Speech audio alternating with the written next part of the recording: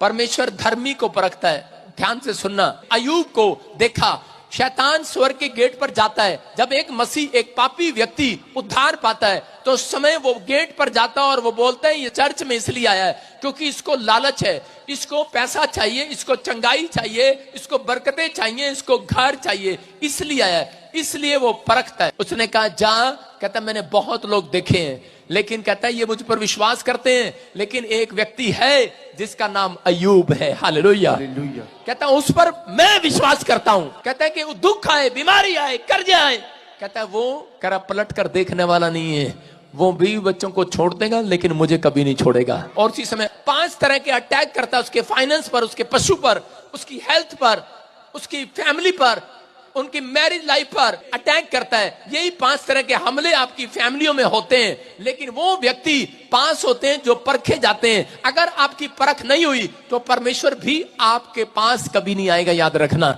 आप बहुत सारे लोग करे दुख चिंताओं से डरते हैं। अगर आपकी परख हो रही है तो ये भेद है बाइबल का। कहता है धर्मी जन जब सताया जाए उसको कह देना उस दिन से वो माला माल कर दिया जाए। हालेलुया। उसकी पत्नी आई और उसको कहने लगी छोड़ ऐसे परमेश्वर को। कहता सब कुछ बर्बाद हो गया, तू अभी भी उस परमेश्वर का नाम ले रहा है। उसने कहा मूर्ख स्त्री, कहता है कि कैसी बातें करती है मूर्खों वाली, क्या जो परमेश्वर के हाथ से हम सुख लेते हैं क्या दुख ना ले। कहता है वहां पर लिखा, कह रहा उसने अपने मुंह से एक भी पाप नहीं किया। परमेश्वर देख रहा था कि जिस समय इसकी पत्नी इस पर प्रेशर डालेगी उस समय कहते कि इसके विचार क्या होंगे, ये क्या कहेगा मेरे बारे में। लेकिन उसका फैसला उस दिन भी ये था कि भगवान तू मुझे छोड़ के चली जा, लेकिन मेरा परमेश्वर जिस पर मैंने भरोसा रखा है वो मेरा मुंह काला नहीं होने देगा।